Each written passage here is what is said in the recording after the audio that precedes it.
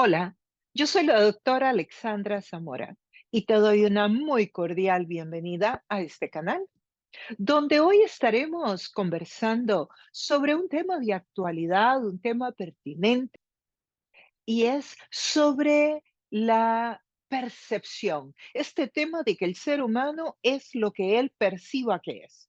Bueno, vamos a ver este tema desde una perspectiva bíblica. Y te recuerdo suscribirte al canal si no lo has hecho. Y si te gusta el contenido de este programa, si te parece que es relevante, que debe de llegar a más personas, bueno, la manera de contribuir con un granito de arena y no te cuesta absolutamente nada, es darle un like a la campanita, porque de esta manera el algoritmo se lo manda a muchas personas más. Entonces, muchos más van a ser educados sobre este tema desde una perspectiva bíblica.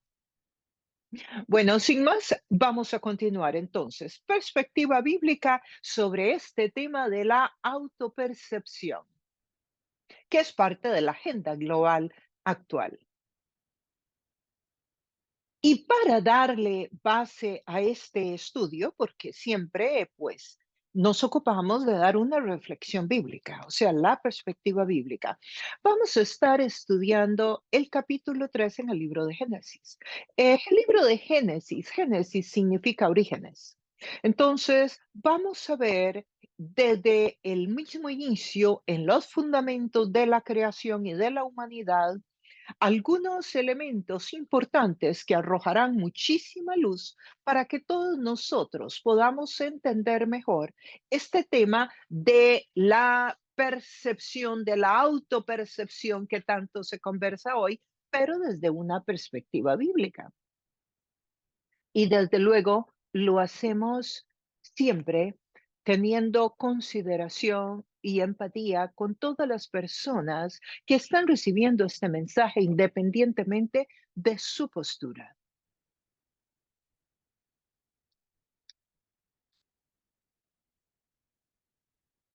El texto bíblico dice de la siguiente manera, Génesis capítulo 3 verso 1.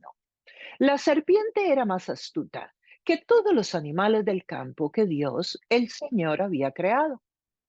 Así que preguntó a la mujer, ¿con qué Dios les dijo que no comieran de ningún árbol del jardín? Signo de pregunta. Esta historia, como conversábamos al inicio, está escrita en los orígenes de la humanidad. Se lleva a cabo en el huerto del Edén, donde hoy precisamente sería Irak. Ahí en la cuenca de varios ríos, el Tigres y el Éufrates. Era un jardín, un lugar donde habían montañas, habían ríos, habían animales, un lugar bellísimo que Dios había creado para que los primeros seres humanos vivieran, se multiplicaran y crecieran. Ahí es donde se da esta historia que hoy vamos a compartir contigo. Y en esta historia hay tres protagonistas importantes y principales. Lucifer, el ser humano y Dios. Lucifer, aquí llamada la serpiente, que en el texto original habla un ser brillante. Eso es lo que dice. La serpiente posiblemente en esa época no era ni parecida a la serpiente que hoy tú y yo entendemos. De seguro, la serpiente no se arrastraba como lo hace hoy. ¿Por qué lo sé? Bueno, porque parte de la maldición que va a recibir por lo que aquí va a acontecer precisamente es que se arrastre, lo cual quiere decir que no se arrastraba antes. El texto dice que era más astuta que todos los demás animales. Y desde luego, sabemos que no se refiere a la serpiente por sí misma como el animal más astuto, sino que Lucifer estaba detrás de la serpiente y la serpiente está representando a Lucifer. En las tradiciones semíticas antiguas, los reptiles estaban altamente relacionados con las influencias demoníacas. Entonces, esto lo digo para que podamos conectar este tema de la serpiente con Lucifer y el por qué en el libro de Génesis aparece la serpiente representando a Lucifer. Ahora, claro, nos preguntamos inmediatamente, bueno, ¿Quién era Lucifer? ¿Existía o no existía? Bueno, para empezar, quiero decirte que la estrategia más inteligente y más astuta que Lucifer ha usado siempre es que el ser humano no crea que existe. Eso es lo más astuto que ha sucedido. Entre él logre pasar como que no existe, él puede hacer muchísimo más daño a la humanidad. Pero bueno, veamos un poquito más de este personaje. La historia bíblica nos narra que Lucifer era uno de los ángeles en el cielo y según algunos eruditos era el principal, era líder en el cielo. Y Dios le había dado muchos atributos. Entre esos, dice que cuando él caminaba, nos dice el texto bíblico en otros pasajes, hacía música con su cuerpo. No era que tocaba muy linda la música, no, él hacía música con su cuerpo. Era bellísimo, pero no se conformó con todos los atributos especiales que Dios le dio, sino que él quiso ser como Dios. Si tuvo envidia, quiso ser Dios y convenció a una tercera parte de los ángeles para que se rebelaran contra Dios. O sea, que además era un ángel muy inteligente y con un gran poder de persuasión, quien desea el lugar de Dios y busca ser adorado. El profeta Ezequiel nos da un perfil de Lucifer muy interesante, lo podemos buscar en Ezequiel capítulo 28. Dice, tu corazón se llenó de arrogancia y dijiste, yo soy un Dios. Me encuentro en el corazón de los mares, sentado en el trono de un Dios. Pero tú eres un simple mortal, no un Dios, aunque crees ser tan sabio como un Dios. Este es un texto que usted lo puede encontrar en Ezequiel capítulo 28. Ya que pretendes ser tan sabio como un Dios, haré que vengan extranjeros contra ti. Esto le dice Dios ahí mismo en el capítulo 28. Eras un modelo de perfección, lleno de sabiduría y de hermosura. Estabas en Edén, en el jardín de Dios, adornado con toda clase de piedras preciosas. Tus joyas y tus encajes estaban cubiertos de oro, especialmente preparados para ti. Fuiste irreprochable en tus caminos desde el día que fuiste creado. Claro, porque Lucifer fue creado por Dios. Él no es igual a Dios. Hasta que se encontró maldad en ti. Por eso te expulsé del monte de Dios como a un objeto profano.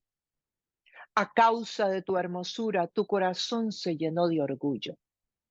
Y sigue el capítulo 28 hablándonos más de él. Inclusive Isaías también habla de él. Isaías 14, del 12 al 15, leo para ustedes. Como caíste del cielo, oh lucero, hijo de la mañana, cortado fuiste por tierra, tú que debilitabas a las naciones, tú que decías en tu corazón, subiré al cielo en lo alto, junto a las estrellas de Dios levantaré mi trono, y en el monte del testimonio me sentaré a los lados del norte. Sobre las alturas de las nubes subiré y seré semejante al Altísimo. Y Dios le contesta, mas tú, derribado eres hasta el Seol, a los lados del abismo. Bueno, aquí leo para ustedes este par de textos, tanto en Ezequiel 28 como Isaías 14, por si les interesa leerlo luego, donde nos da un poco el perfil de Lucifer y lo que aconteció con él. Entonces, era parte de los ángeles de Dios. Él quiso ser como Dios y sedujo a una tercera parte de los ángeles del cielo con él y fue botado del cielo. Y ahora lo encontramos ahí en la tierra, en el huerto del Edén, donde está Adán y Eva, y está tratando de persuadirlos de que ellos también desobedezcan a Dios. Y eso es lo que está sucediendo aquí en Génesis 3. Hay otro personaje, sigamos avanzando y luego retomamos la historia, que es el ser humano, Adán y Eva. Dios hizo al ser humano con atributos y características que no tenía el resto de la creación. Con atributos especiales, lo hizo a imagen y semejanza de Él, de Dios.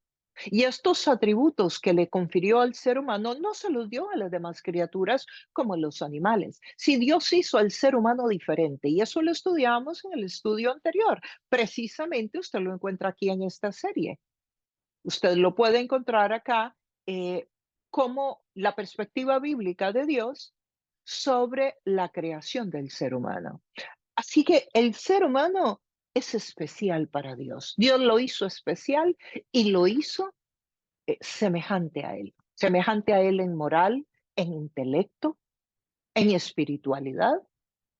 Sí, le dio ciertas cosas que usted no las encuentra en un perrito, ni en un gatito, ni las encuentra en un elefante. Solo las encuentra en un ser humano. El ser humano fue creado a imagen y semejanza de Dios y Dios le dio un paraíso para que viviera, un lugar bellísimo, como describimos anteriormente, para que el ser humano viviera. En ese lugar no habría enfermedad, tampoco hambre, no tendría que trabajar por el alimento, no habrían desastres naturales, no habrían pestes, ni enfermedades, ni guerras, no tendrían que ir al médico, no tendrían que pagar la luz, ni que pagar la renta. Todo lo que había era para ellos. El planeta entero se los dio Dios para que vivieran y todo el alimento que necesitaran también. Estaban en perfecta comunión con Dios, además. Adán y Eva tenían una relación extraordinaria con Dios.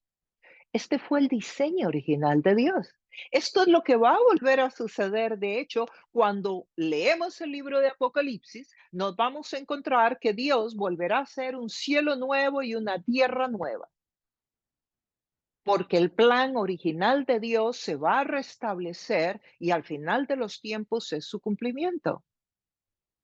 Otro protagonista de esta historia, el Dios mismo, que quiere vivir en comunión con el ser humano, que le da libre albedrío. ¿Por qué? ¿Por qué no lo hace como un robot para que le obedezca y ya? Porque Dios quiere que sea el ser humano el que quiere tener relación con Él, porque Dios busca relación y la relación se fundamenta en la libertad de cada ser humano de escoger con quién quiere tener relación y qué tipo de afecto va a invertir en esa relación. Y eso es lo que encontramos entonces en esta relación entre Dios y el ser humano al inicio de la creación. Volvemos a la conversación. Entonces, hay una conversación que se está llevando a cabo en la cual Lucifer viene donde están Adán y Eva, ahí en el Edén, y les dice, ¿con qué Dios les dijo que no comieran de ningún árbol del jardín? Esta pregunta es capciosa. La serpiente inicia la conversación con un tono de descalificación a lo que Dios les había dicho. Está tratando de insertar una idea en la cabeza de Adán y Eva. Con que Dios les dijo que no comieran de ningún árbol. Está tratando de poner dudas en la mente del ser humano sobre el por qué Dios les dijo eso. Está tratando de poner una idea, y en este caso una idea errónea, como la que él tuvo cuando quiso ser como Dios y fue botado del cielo. Está tratando de dejar ver que Dios egoístamente no quiere que ellos disfruten de algo al comer de ese árbol. Además, no le dice de un árbol específico, le dice de ningún árbol, de ningún árbol. Es como dejando ver que algo bueno hay para ellos que Dios no está, les está escondiendo, que Dios no quiere que tengan. Dios está impidiendo que estés en mejores condiciones. Y además, como decía anteriormente, agrega ningún árbol. Había sido todo lo contrario. Podían comer de todos los árboles. Si todo el planeta había sido creado para ellos, como mencioné anteriormente. Pero él viene y le dice, ¿con que Dios no quiere que coman de ningún árbol? ¿Cuál es el instrumento que Lucifer está tratando de usar para persuadir al ser humano de que no obedezca a Dios, su creador, su padre? Exactamente una idea. Está poniendo una idea en su cabeza, una idea errónea en su mente. Ese es el trabajo que está haciendo. Vamos a ver si lo logra. Nosotros sabemos que siempre el trabajo de Lucifer empieza con una idea. Y eso lo vamos a ver en el mismo texto. Lo vamos a ir explorando, lo vamos a ir aprendiendo. Así que el texto bíblico en varias oportunidades en el Nuevo Testamento hace mención de que Jesús es el segundo Adán. Y se está refiriendo precisamente a que vino a restaurar lo que el primer Adán no pudo hacer. Ahora quiero que pongamos atención a una conversación que se da siglos después, cuando Dios se hace hombre en la persona de Jesús y viene precisamente a restaurar el daño que entró a la humanidad a través de la desobediencia que vamos en unos minutos a aprender que sucede ahí mismo en Génesis 3. Y en Mateo 4, del 1 al 11, encontramos esta otra conversación que quisiera que la viéramos como un paralelo con la de Génesis 3.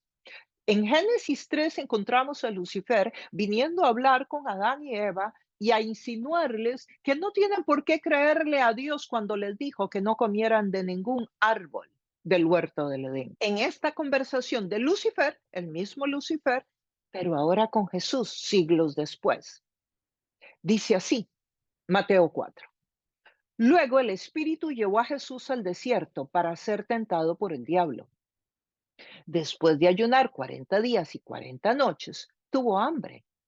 El tentador, o sea, Lucifer, se acercó y le propuso, si eres hijo de Dios, ordena a estas piedras que se conviertan en pan. Jesús le responde, escrito está, no solo de pan vive el hombre, sino de toda palabra que sale de la boca de Dios. Y es que Lucifer se le aparece en este lugar desértico a Jesús, tratando de interrumpir el plan de Dios, para que Jesús no pueda restaurar aquel daño que había entrado allá en Génesis 3. En Génesis 3 trata de parar el plan de Dios, de destruirlo. Ahora que Jesús ha venido a la tierra, ahora trata de interrumpir para que Jesús no pueda restaurar el daño que entró allá en Génesis 3. Aquí en Mateo está tratando de interrumpir ese plan.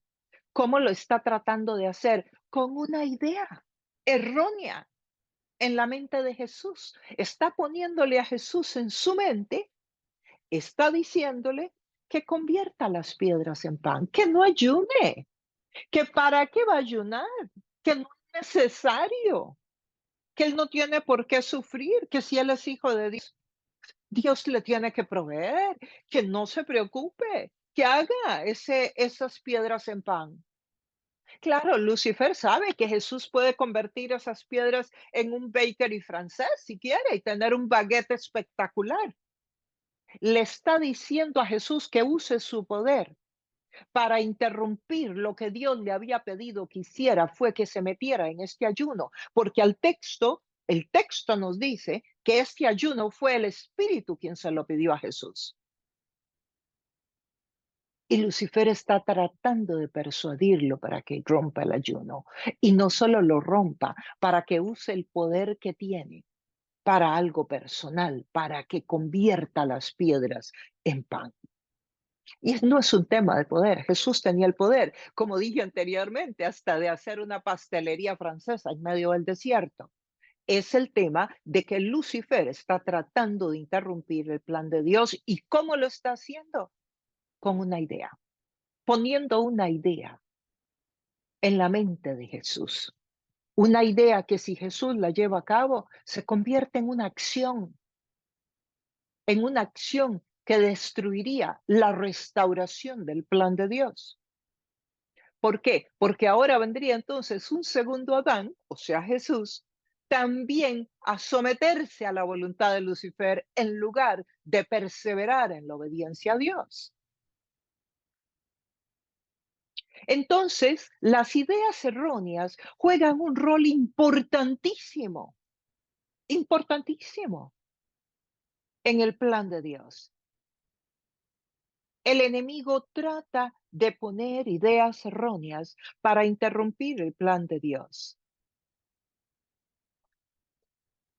Y ese es el instrumento que está usando tanto en Génesis como acá en Mateo 4 con Jesús.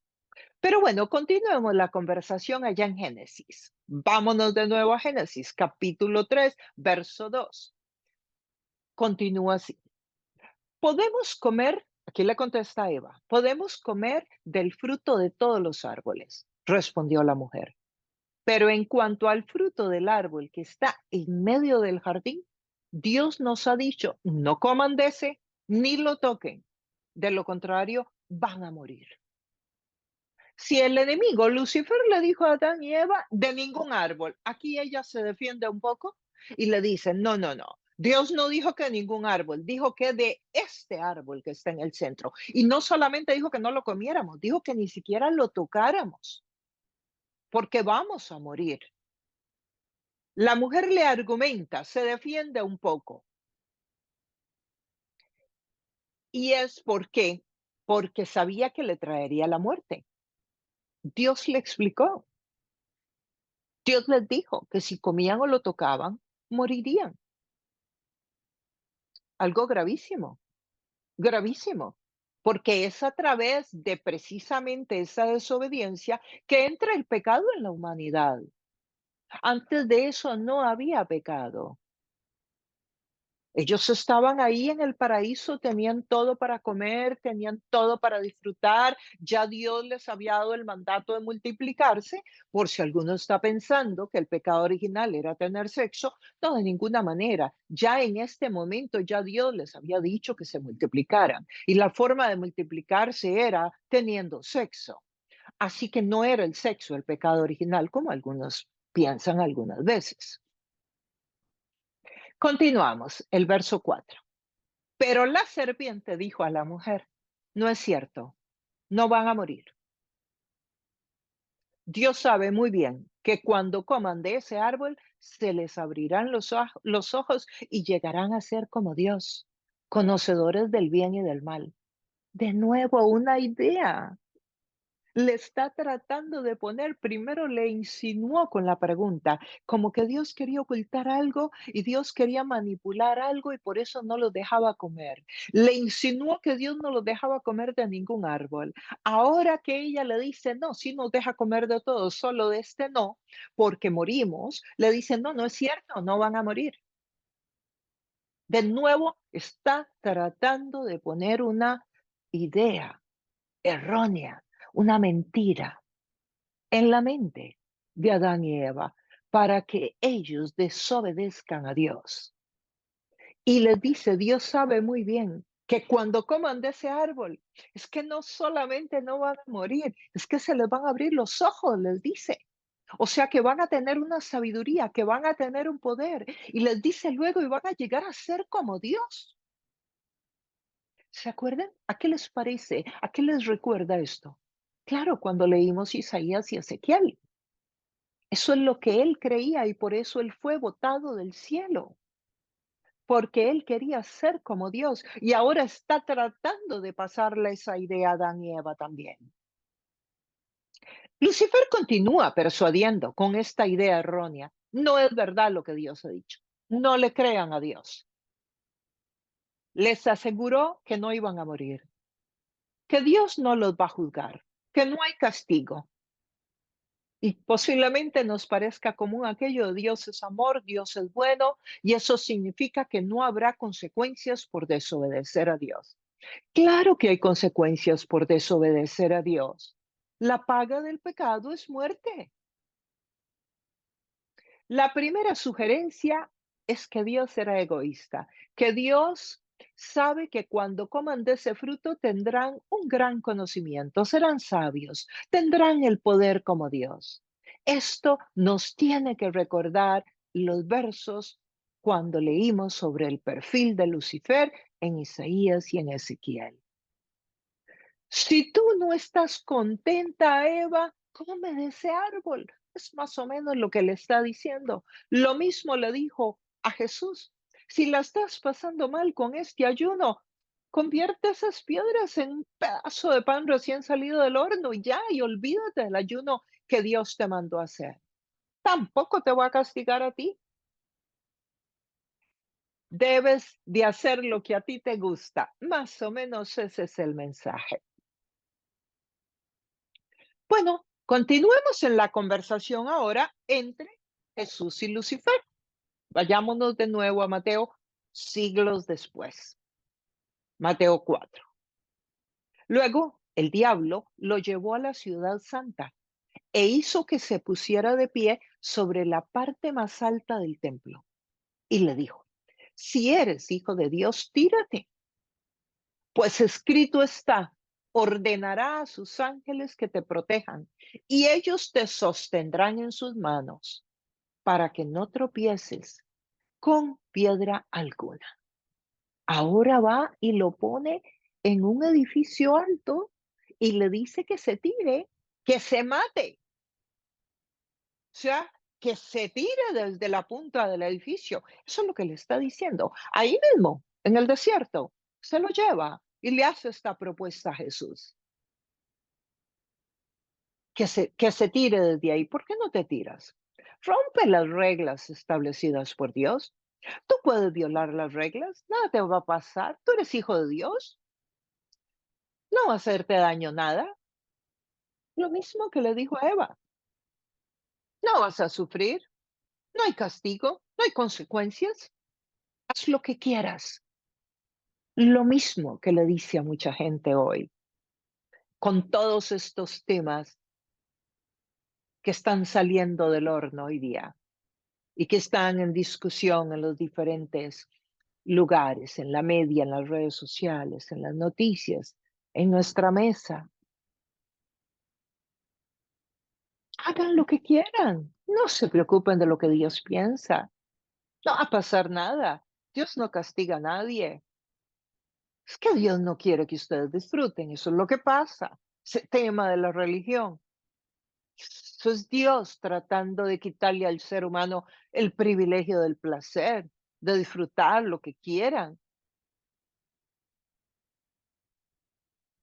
Y es que el enemigo, Lucifer, siempre ha sido el padre de la mentira, ¿sabías? Siempre. Así como Dios es verdad, Él es mentira. Mira lo que nos dice Juan 8:44.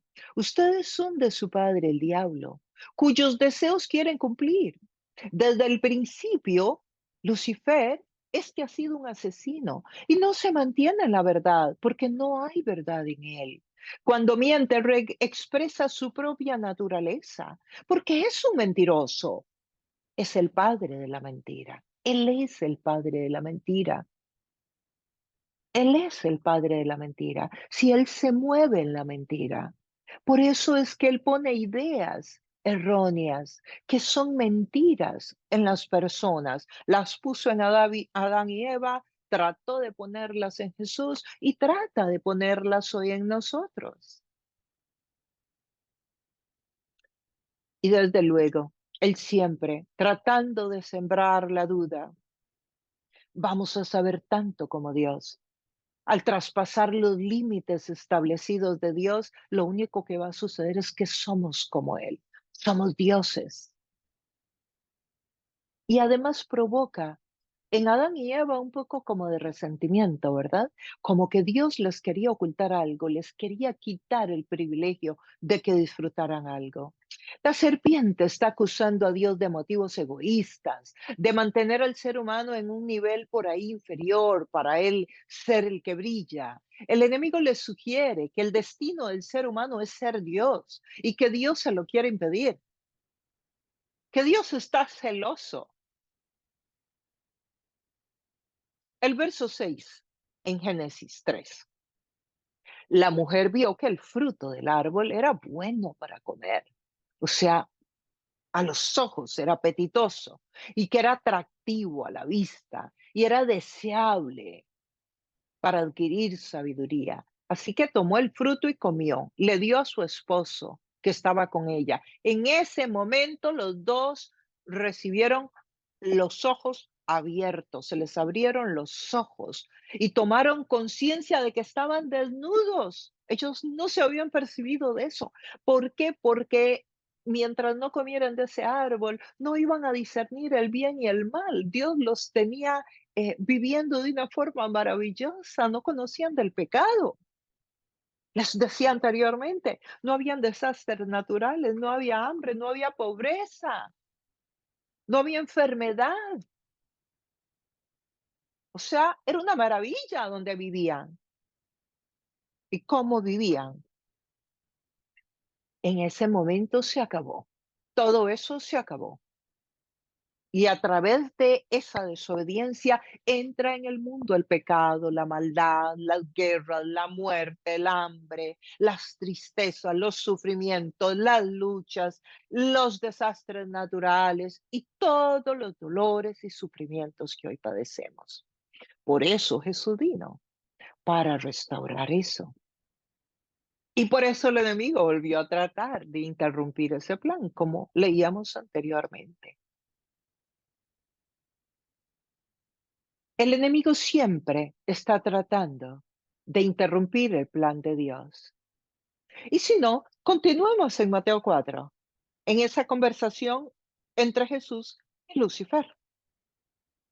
En Mateo 4, verso 7. También está escrito, no pongas al Señor, tu Dios, a prueba, le contestó Jesús, cuando le dijo que se tirara del pináculo del templo, que se suicidara. Jesús le dice, no. El diablo entonces se lo llevó a una montaña muy alta. Como Jesús no se rindió, se lo llevó ahora a otro lugar, a una montaña. Y allí le mostró todos los reinos del mundo y su esplendor. Y le dijo, todo esto te daré si postrado me adoras. ¿Qué le está diciendo? A ver, primero que convierta las piedras en pan, que rompa con las reglas de Dios, que no se someta a la voluntad de Dios, que use el poder que tiene para algo personal, que convierta esas piedras en un pedazo de pan recién salido del horno. Luego le dice que se tire de allá del templo y que se mate. Y ahora le dice que si él lo adora, que si lo adora, dice que le mostró todos los reinos y le dijo, esto todo es tuyo, todo eso, ¿ves? Todo eso es tuyo. Solo tienes que adorarme. Eso es lo que le dice. Solo tienes que adorarme, ¿ves? Él anda buscando adoradores. ¿Cómo se le adora a Lucifer? Haciendo lo que él dice, siguiendo su agenda, haciendo lo que él propone, creyendo en sus ideas erróneas que pone en nuestra cabeza. Esa es la manera como él lo logra. Aquí le está diciendo a Jesús, tú no tienes que ir a la cruz, tú no tienes que ir a sufrir ni pasar por ese montón de sangre, ni de que pongan una corona de espinas, ni que te claven las manos y los pies. ¿Cómo vas a morir en una cruz? Nada de eso es necesario. Mira, yo te doy todos los reinos. Yo te los entrego todos. Y tú dirás, pero ¿cómo le va a entregar los reinos si no son de él? Claro que son de él. Claro, en el pecado original de esta historia de Génesis 3, el pecado entra y él entra a gobernar. Por eso toda la desgracia en el planeta Tierra es porque es su reino y él disfruta con la destrucción del ser humano. Por eso Dios tenía que hacerse hombre en la persona de Jesús para rescatar su plan. Y bueno, eso es tema para otro día porque es un tema muy amplio. Pero claro que sí es su reino, por eso se lo está ofreciendo a Jesús. Y Jesús precisamente viene para restaurar todo. Entonces, si Jesús cae ante estas ideas erróneas, todo el plan de Dios hubiera caído, pero Jesús no cae. Jesús no cae.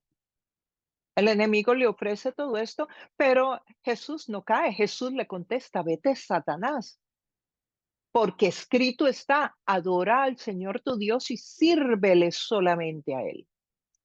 Entonces el diablo lo dejó y ángeles acudieron a servirle. ¿Pero qué trató? Trató. Claro que sí trató. Con una mentira, con una idea errónea, mentirosa, porque Él es el padre de la mentira. Así que ahí vimos una conversación entre Adán y Eva y Lucifer, tratando de persuadirlos en el mismo inicio de la creación para que desobedecieran a Dios, y lo logró. Y luego lo vemos siglos después, tratando de persuadir a Jesús para que desobedeciera a Dios, para que rompiera los límites establecidos por Dios, para que rompiera las reglas que Dios había puesto. Lo volvemos a encontrar. Y todo lo está tratando de hacer con una idea errónea. De esa es la forma en cómo él trabaja, poniendo ideas en la mente de la humanidad. Él siempre ha tenido una agenda. ¿Lo pueden ver? Él siempre ha tenido una agenda. Cambiar la verdad de Dios por la mentira. Y todo inicia con una idea errónea. Y siempre sembrando que Dios es injusto. Bueno, resulta que así como el enemigo estaba haciendo lo suyo y andaba con su agenda en el huerto del Edén, tratando de persuadir a Adán y Eva, y luego siglos después en Jerusalén, cuando Jesús estaba en aquel ayuno, bueno, la pregunta inteligente que nos debemos de hacer hoy, crítica que debemos de hacernos hoy, es, ¿y qué anda haciendo Lucifer hoy? ¿Cuál es la agenda de Lucifer hoy? Que ya no pudo con Jesús, que ya Jesús ganó esa batalla. Bueno, a eso es a lo que nos vamos a referir hoy. Y lo que acabamos de estudiar es solo el fundamento para poder entender esta parte. ¿Qué anda haciendo Lucifer hoy? Hoy Lucifer anda con una agenda que está tratando de insertar en la mente de la humanidad y que es una idea engañosa, una idea mentirosa, una idea errónea. Y para eso yo quisiera hablar con ustedes sobre esto de las ideas, esto de la ideología. Las ideas que están siendo presentadas al ser humano como opciones diferentes, como una nueva manera de reimaginarse los fundamentos de la humanidad, un grupo de ideas. ¿Y qué es una ideología? Es un conjunto de ideas que caracterizan el comportamiento de una persona, de un grupo, de una época, de un movimiento cultural, religioso o político. Eso es una ideología. Una ideología es un grupo de ideas. Bueno, nosotros hoy vamos a hablar sobre este grupo de ideas que andan por ahí en la agenda mundial, porque yo quisiera que juntos discernamos cuánto de esa agenda son ideas erróneas que Lucifer está tratando de poner en la humanidad para persuadir al ser humano de que se aparte completamente de la voluntad de Dios. Y yo quisiera poner un ejemplo, si tú me permites, sobre una ideología, para que nos quede más claro. Yo quisiera poner el ejemplo de la ideología nazi. Es un tema que todos lo manejamos. De la ideología, el movimiento nazi de Hitler en 1933 a 1945. Trató del asesinato en masa más premeditado de toda la historia. Millones de civiles inocentes fueron ejecutados. Y todo esto sucedió por una ideología que consideraba a los judíos como indeseables, como personas no gratas, no dignas. Los nazis implementaron esto en una escala sin precedentes en la historia de la humanidad. Eligieron a todos los judíos de Europa para la destrucción. a los enfermos y a los sanos, a los ricos y a los pobres, a los ortodoxos y a los religiosos, a los convertidos al cristianismo y a los no, a los jóvenes y a los adultos y a los ancianos, incluyendo los niños. La ideología nazi fue tan poderosa negativamente que mataron a 6 millones de personas solo porque pertenecían a un grupo étnico, de los cuales 1 millón eran niños. ¿Cómo lo lograron? Usted dirá, pero ¿cómo es posible? ¿Cómo pasó eso en la humanidad? Con una idea errónea que le pusieron en la mente a la población alemana y se la puso un líder, Hitler, y la gente se movió por esa ideología. ¿Pueden ver por qué es tan importante el tema de una idea? Porque una idea con otra idea y otra idea es lo que se llama una ideología. Y está probado, yo no estoy inventando esta historia, está probado históricamente que la ideología nazi llevó a matar a este genocidio, de matar tantísimas personas. O sea que sí, que una idea puede ser muy poderosa para bien y muy poderosa para mal también. Así que pongamos atención a esto. Y en este caso fue a través de un gobierno, porque Hitler era el líder de gobierno. Él quitó al gobierno alemán y se puso él y quedó como un dictador. Y nosotros sabemos que eso sucede, porque lo hemos leído, porque lo conocemos y porque esta historia es verídica de la ideología nazi. No la estoy inventando, ¿verdad? ¿Qué papel jugó la media en esta ideología nazi? Fundamental, fundamental. Hubo un señor muy importante que se llamaba Joseph Goebbels y este señor era el dirigente, era el líder de toda la media, como decir hoy, el líder de todas las redes sociales. Y él hizo una propaganda, de ahí viene la palabra propaganda, él hizo una propaganda tan fuerte, indispuso a toda la población alemana contra los judíos para que los asesinaran. Si tanto se repite una mentira que la gente llega a creer que es verdad, eso fue lo que sucedió. Estas ideologías muchas veces son insertas en la sociedad a través de gobiernos, de organizaciones que están para cuidar a la comunidad o por personas de mucha influencia también. Hoy día un influencer puede mover las masas en cierta dirección y no necesariamente es alguien que tiene carácter, no necesariamente es alguien que ha probado que vive una vida ética. Por lo tanto, lo que propone en las redes sociales no necesariamente es de bien para la humanidad, pero es un influencer. Tenemos que tener un espíritu crítico. Tenemos que pensar y que analizar si esas ideas tienen sus fundamentos en el carácter de Dios o si no, antes de abrazarlas. Y la agenda actual, hoy día, está compuesta de varias ideas. Mm, Hay varias. Nosotros no vamos a tratar de abarcarlas todas porque en realidad no nos alcanzaría hoy el tiempo, pero podemos tocar algunas. Hablemos de la idea de la percepción dentro de la ideología de género. La percepción, la autopercepción. ¿Qué rol juega la percepción dentro de la gran rama de la sombrilla de la ideología de género? Que el sexo no es algo natural, por ejemplo, que no existe, que lo que existe es el género, no el sexo, y que el género es una construcción social. O sea que la sociedad construye el tema del sexo, del género, y que depende de lo que cada persona crea. Eso dice. O sea que el sexo no es natural, que es algo subjetivo, que es algo muy personal, que la ciencia y la biología no tienen ninguna injerencia. No importa lo que la biología diga. Si naciste una mujercita o un muchachito, no, no importa. Lo importante es lo que tú te percibas hoy. Eso dice. El ser humano no es como Dios lo creó, sino como cada ser humano se perciba a sí mismo.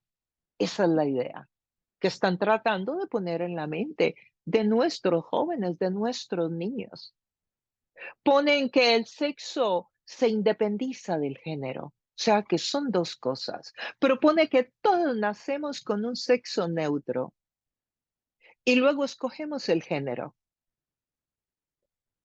Se presenta a las sociedades de la cultura, entrando por las escuelas, no por las universidades. ¿Por qué? ¿Por qué esta ideología de la percepción está entrando por la escuela y no por la universidad? Porque es mucho más fácil, los niños son mucho más vulnerables. Por ejemplo, Facebook hoy tiene como 52 géneros, 52, 55 géneros. Hay gobiernos, hay varios gobiernos que tienen hasta 99 opciones de género cuando usted llena los papeles de inmigración. O sea, 99 opciones. O sea, ya no es hombre, mujer, no, ahora es 99 opciones. Tiene como objetivo acabar con el sistema etéreo normativo, acabar con el sistema fundamentado en el hombre y la mujer. Hay tantos géneros como yo. Hoy día hay personas que se atribuyen varios géneros, inclusive, varios géneros al mismo tiempo. ¿Sabías? Sí, por ejemplo, hay uno que se llama el doble S o doble espíritu. O sea, es que la persona tiene los dos géneros al mismo tiempo. O sea, al mismo tiempo es hombre y mujer. No es que a veces es hombre y a veces es mujer. No, es que al mismo tiempo tiene los dos géneros, por decir. Hay una división completa entre la psiquis y el cuerpo, esta propuesta que ellos hacen. Y el ser humano puede manipular el cuerpo con técnicas, como mejor le parezca, como son las cirugías. Argumenta que cuando un niño nace y se le asigna el sexo, se le está condicionando a un cierto comportamiento. O sea, que cuando el niño nace y dicen es una mujercita o es un varoncito, entonces se le está condicionando a un comportamiento X, lo cual claro que es verdad, pero es así como debe ser. Si la persona cuando es adulta decide que no quiere ser más de ese sexo porque no le gusta, porque decide que le gustan las personas de su mismo sexo, pues todo eso es válido y tenemos que aprender a respetarlo.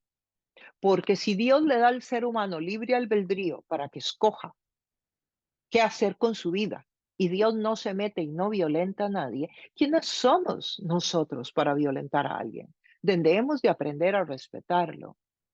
Pero decir que el niño, desde que nace, está siendo condicionado equivocadamente, eso hay mucho espacio ahí para discusión y conversar. Porque el ser humano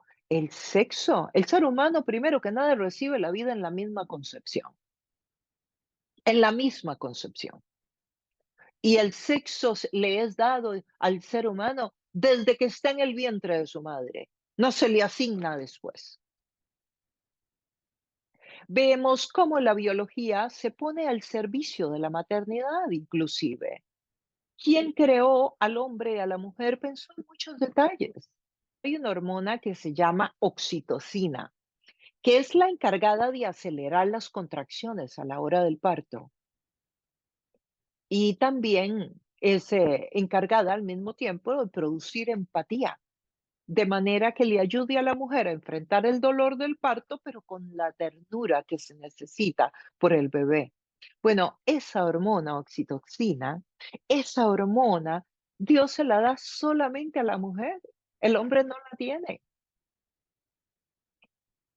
O sea que no podemos decir que el tema del sexo no va, porque es que el sexo no es solamente el órgano que todo ser humano tiene entre las piernas. El sexo está definido inclusive en el cerebro del ser humano. Está en otras glándulas del ser humano, como la que acabamos de mencionar, que produce esta hormona, por ejemplo. Y podemos seguir hablando de más cosas, pero sobre todo, el sexo es mucho más allá que un órgano. Es importante que nosotros comprendamos que Dios creó al ser humano que lo creó a imagen y semejanza suya, que la vida la da en la misma concepción y que el sexo se lo da a Dios al ser humano cuando todavía está en el vientre de su madre. Ahora, se ha creado algo por ahí que se llama la disforia sexual. ¿La has escuchado? Y luego la afirmación del género también. Bueno, la disforia es como una incomodidad con su propio cuerpo, con su propio sexo. Y ahora a todo adolescente que está en la etapa de exploración se le acusa de tener disforia sexual. O sea, incomodidad con su propio cuerpo y con su propio sexo, lo cual procede en la etapa de la adolescencia, de la exploración.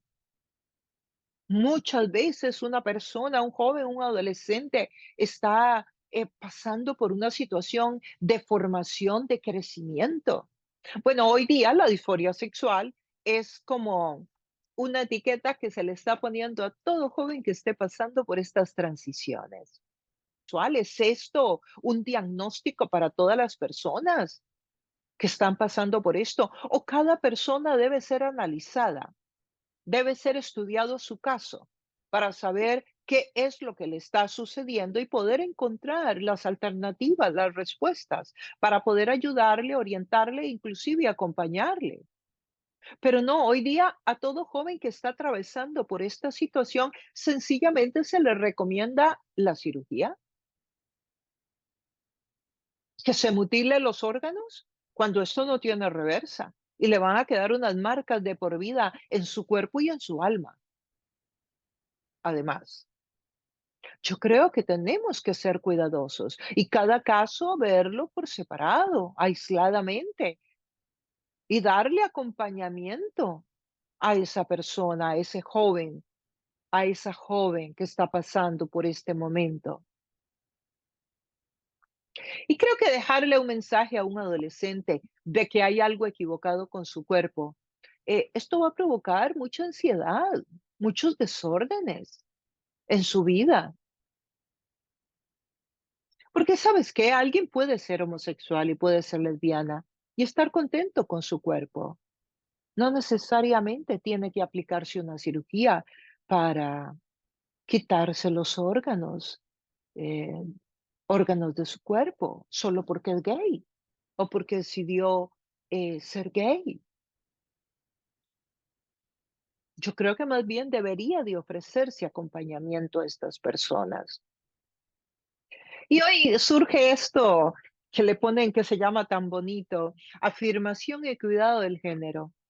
Pero en realidad esto de afirmación y cuidado del género es como un bisturí de doble filo, es como una navajilla de doble filo, porque suena bonito, pero las alternativas que se ofrecen son alternativas que pueden ser muy crueles,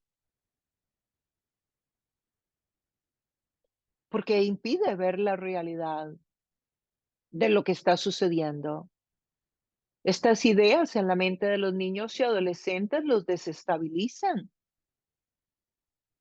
Igual que en una enfermedad donde la persona tiene fiebre, el trabajo de los expertos médicos está en averiguar de dónde viene la fiebre, cuál es la fuente que la produce para poder diagnosticar y para poder dar un tratamiento adecuado. Lo mismo sucede con la disforia de género. Se debe de buscar la fuente, se debe de tratar cada caso por separado. No se puede aplicar la misma medicina a todas las personas que tienen un mismo síntoma. No es lo mismo alguien que venga con una historia de autismo, de déficit atencional, de problemas de familia, de abuso sexual, etcétera, de alguien que tiene más hormonas femeninas o masculinas o viceversa. Es diferente cada caso. Hay muchos adolescentes que están hoy día documentando toda su historia en cuanto a esta temática en YouTube. Y vienen otros niños, otros jóvenes y empiezan a ver esos canales y les parece pues muy bonito, muy cool y que lo que están contando ahí es muy fácil, pero ellos no han pasado todavía por la cirugía. Entonces los padres eh, deben sentarse con sus niños y hablar y orientarlos y guiarlos y escucharlos y tratar de entenderlos. Porque cuando los niños están expuestos a la Internet y a todas estas ideas, pueden estar vulnerables y esto les puede hacer mucho daño. Mire, yo recuerdo una persona que yo aconsejé, que era una muchachita, que ella cuando tenía 14 años incursionó en la Internet para explorar su sexualidad. Si en lugar de conversarlo con papá y mamá, ella se metió a la Internet y en esa búsqueda para conocer su cuerpo, para conocer la sexualidad y sobre sexualidad, se encontró con páginas web de pornografía infantil y se metió en ese laberinto que destruyó completamente su vida. ¿Por qué? Porque se metió en un mundo de páginas web de pornografía infantil que ella terminó siendo seducida por todo ese mundo. Y esta muchacha llegó a sus 20 y resto de años y era estimulada sexualmente cuando veía a un bebé. Y esto no se los estoy contando porque alguien me lo dijo. Fue mi paciente. Yo la atendí por mucho tiempo.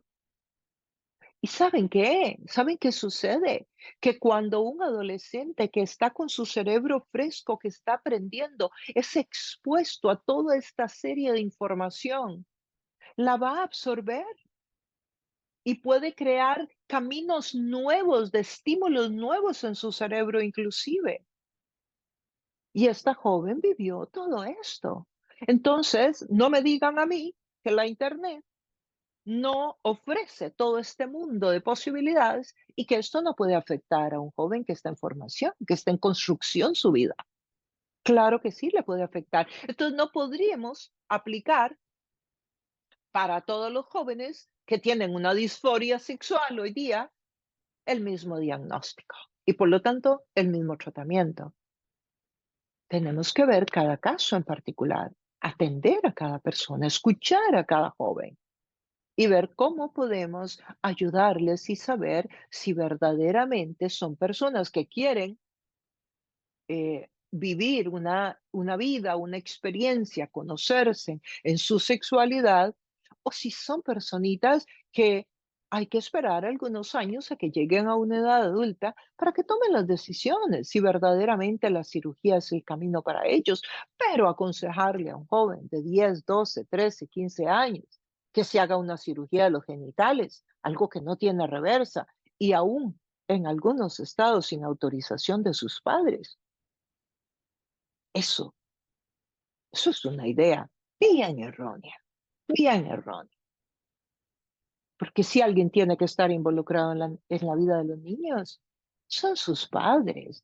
Nadie los conoce ni los ama más que sus padres. El gobierno o una clínica o una entidad, una organización, no debe sustituir el cuidado que dan los padres. Debemos. Sí, es verdad, debemos ser inclusivos, empáticos, y estoy totalmente de acuerdo. Pero claro que sí, podemos serlo, pero debemos serlo sin mutilar los cuerpos de una persona a la que queremos incluir o a la que queremos darle un lugar de bienvenida. El ser humano es un ecosistema, igual que como cuidamos el bosque.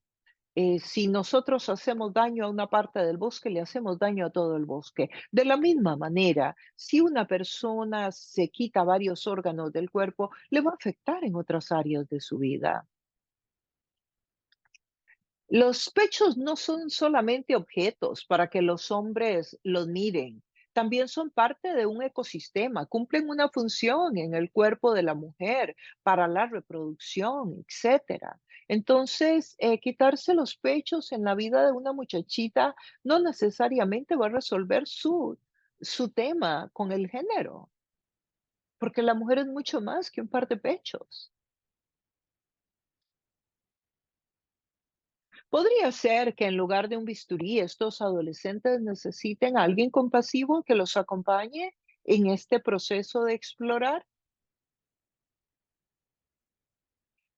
pero decirle a todos los jóvenes que están explorando o que están incómodos con su cuerpo que el camino y la solución es la misma para todos, es completamente contrario al sentido común. Es una idea errónea. Este presupuesto de que si usted tiene disforia de género, debe ser reafirmado, no investigando, no cuestionando, es contrario al principio de la salud mental y física. Es una idea errónea que estamos poniendo en la mente de los jóvenes. El cerebro de los adolescentes se está desarrollando. Debemos de esperar a que su cerebro se desarrolle completamente. ¿Sabes hasta cuándo deja de desarrollarse un cerebro? A los mediados de los 20 años, por ahí 25. Entonces, ¿por qué no esperar que estos niños, que estos muchachitos terminen de desarrollar su cerebro para que tomen decisiones? ¿Por qué llevarlos a que se hagan una cirugía a los 13, a los 14? Dígame usted, ¿por qué? ¿Por dinero? ¿Porque hay una industria económica muy poderosa? ¿Y por qué los gobiernos lo permiten? ¿Quién les está poniendo esas ideas en la mente? Y claro, nos tiene que surgir a nosotros la pregunta, bueno, ¿y si el gobierno lo legisla, significa que es bueno? No, no, de ninguna manera. Tenemos casos de gobiernos que legislaron, que decidieron cosas contrarias a la voluntad de Dios. Entonces, no porque un gobierno legisle algo significa que es bueno. No porque algo sea legal significa que es bueno. Y esto debemos de verlo con un espíritu crítico como creyentes. Tenemos que aprender a criticar, a analizar. ¿Y por qué lo digo? Bueno, hablemos de Faraón. ¿No mandó Faraón a matar a todos los niños cuando nació Moisés? ¿Y qué hicieron algunas parteras? Tratar de evitar la muerte de los niños. ¿Y qué cuando nació Jesús? ¿No mandó a Herodes a matar a todos los niños de la edad de Jesús para asegurarse que el Mesías y el Salvador del mundo no naciera, no viniera? Pero los Reyes Magos le dijeron a Herodes en dónde habían encontrado al Mesías, ¿no? Dice el texto bíblico que se fueron por otro lado para no tener que volver a pasar por Jerusalén y darle cuenta a Herodes de dónde habían encontrado el Mesías.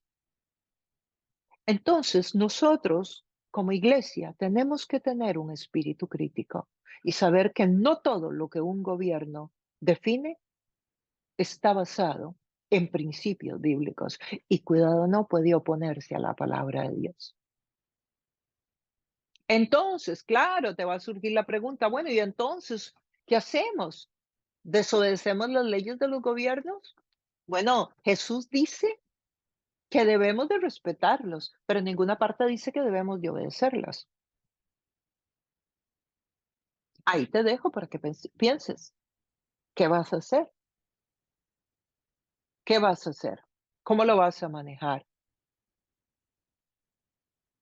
¿Qué hacer si tu niño o niña se acercan a hablar sobre este tema? ¿Qué hacer si tu niño se dice que ya no quiere que le llames más Juan, que ahora quieres que le llames Laura? Bueno, aunque te impresione mucho, yo te recomiendo que te controles. En primer lugar, para que el niño se sienta abierto a seguir conversando del tema. Pero también, porque recuerda que lo que les están enseñando a los niños allá afuera es que cuando alguien no está de acuerdo con estos cambios de nombre, con estos cambios de sexo, con este tema de la percepción, es porque los odia, es porque es un fóbico. Entonces, evita que el niño vaya a pensar que tú le odias. Yo sé que no, pero para que el niño no lo piense, porque ese es el mensaje que le están dando, que si alguien no está de acuerdo es que los odia. Entonces, procura escucharlos, hacerles preguntas. ¿Dónde aprendieron de esto? ¿Cómo se dieron cuenta? Em, que ellos te eduquen al respecto. ¿Qué tú quieres aprender? Muestra interés en aprender. Diles que tú vas a estudiar de esto, que tú quieres saber. Decirle que vas a investigar. que te dé las páginas web donde él ha buscado y que tú también vas a buscar para ver qué puedes aprender. También debes hacerle saber eh, que en este momento tú no vas a llamarle Laura, le vas a seguir llamando Juan, que no vas a hacer ese cambio de nombre y que tampoco le vas a llevar a una clínica si eso es lo que te están pidiendo, a cortarse o amputarse sus órganos genitales, ni a ponerse bloqueadores para interrumpir el desarrollo natural de su organismo. Los bloqueadores son sustancias que están poniéndoles para que ellos no continúen desarrollándose con el género, con el sexo que nacieron. Y que tampoco les vas a cambiar el pronombre, pero que vas a investigar el tema, que vas a aprender con ellos. Recuerda que es tu hijo y que él necesita tu afirmación. Eh, Y si la noticia te produce mucha sorpresa, puedes expresar tu sorpresa, pero no mostrar ningún sentimiento intenso que pueda ser interpretado como odio, como fóbico. Todos los mensajes que ellos están viendo van en esa dirección. Puede que este sea el primer tema en el cual no estás de acuerdo con tu hijo o con tu hija, pero esto no significa que los canales del amor se tengan que interrumpir. Sigue siendo tu hija, sigue siendo tu hijo. En cuanto a la escuela, ¿qué puedes hacer en relación a la escuela? Bueno, hablar con la escuela y decirles que tú no estás de acuerdo en que tu niño reciba clases sobre ideología de género o que le den literatura sobre este tema sin que tú lo sepas. Y que no estás de acuerdo en que el niño se reúna con el guía de la escuela sin que tú estés presente, y mucho menos en que le cambien el pronombre. Hablar con la escuela y poner las cosas claras. Esto que estamos viviendo hoy es muy duro, es muy difícil para los niños, pero también para los padres. Dios continúa dándole al ser humano el libre albedrío para que una persona escoja si quiere estar con alguien de su mismo sexo, si quiere ser lesbiana, si quiere ser homosexual. Y eso debemos de aceptarlo, debemos de entender que Dios le da libre albedrío al ser humano. Entonces, ¿quiénes somos nosotros para imponerle a alguien si el Dios mismo no lo hace? Ahora, que Dios le dé esa libertad al ser humano no quiere decir que esté de acuerdo. Y eso sería tema para otra charla, ¿no? Para otro estudio. Pero lo que sí es importante es que nosotros aprendamos a amar y a respetar a las personas eh, con la escogencia que hagan, con la escogencia que hagan. Pero que nosotros resistamos a ese tema de que se le imponga a los niños, que los niños en la adolescencia, en la etapa exploratoria, cuando su cerebro no ha sido terminado de formar, sean llevados a una cirugía porque están teniendo un tema de disforia sexual, porque no están contentos con su cuerpo y que a todos los niños y a los muchachitos se les dé el mismo diagnóstico, que es cirugía. Eso no puede ser. O bloqueadores. Eso no puede ser. Cada caso es diferente. Cada persona debe ser investigado, analizado su caso de manera particular para encontrar una mejor forma de acompañamiento. Eso es lo que yo propondría para poder llevar esto de la mejor manera para todos. Entonces, así como el enemigo puso ideas erróneas en Adán y Eva y luego trató en Jesús, hoy también el enemigo anda con una agenda debajo del brazo, tratando de persuadir a todo el que pueda con ideas completamente erróneas, contrarias a los principios bíblicos y que hacen daño a nuestros niños, a nuestros adolescentes. Y ahí es donde nosotros entonces tenemos la oportunidad como iglesia de ser sal. La sal es ese producto que tiene la capacidad de impedir que algo se corrompa, que algo se pudra. Jesús dice que la iglesia tiene la función de ser la sal en la tierra. ¿Qué significa eso? ¿Que debemos de estar dentro del salero? No, todo lo contrario, que debemos de estar haciendo la función de condimentar con esa sal. Los principios bíblicos vendrían a ser las conversaciones que se están llevando a cabo hoy, donde las personas están teniendo dudas, están queriendo aprender sobre este tema desde la perspectiva bíblica. Entonces, participa en esas conversaciones, en esos espacios donde Dios te puso, en la escuela, en la oficina, entre tus compañeros médicos, en la corte, en donde quiera que sea que Dios te ha puesto a ti. Ahí en ese espacio, condimenta esa conversación con los principios de la palabra de Dios para que estas ideas erróneas sean quitadas de la mente de muchas personas y los niños nuestros y nuestros adolescentes puedan crecer amados, seguros, incluidos, se les dé el acompañamiento apropiado hasta que lleguen a esa edad en que su cerebrito se ha desarrollado, en que ya son personitas maduras que tienen capacidad para tomar decisiones en la vida, pero que mientras están en la etapa de la exploración, se les respete, se les cuide, se les ame y no se les exponga a situaciones y cirugías y tratamientos que no tienen reversa.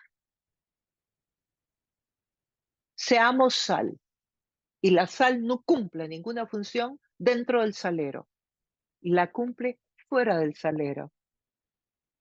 De nuevo, que Dios te dé sabiduría para condimentar las conversaciones sobre este tema en los ambientes, en los espacios donde Dios te puso, para que entonces la iglesia esté haciendo la función que debe hacer. Bueno, amigos y amigas, ha sido un gusto tenerte con nosotros hoy. Un tema larguito, un tema desafiante. Te doy las gracias por haberte quedado hasta el final. Y bueno, una vez más, te dejo ahí el desafío de ser sal en la tierra. Que Dios continúe usándote. Nos vemos en el próximo estudio. Te recuerdo, si este tema te parece importante y bueno para otras personas, bueno, suscríbete al canal si no lo has hecho, dale un like a la campanita para que el algoritmo se lo envíe a muchos más y muchos más puedan tener esta perspectiva bíblica sobre este tema tan controversial y tan de actualidad.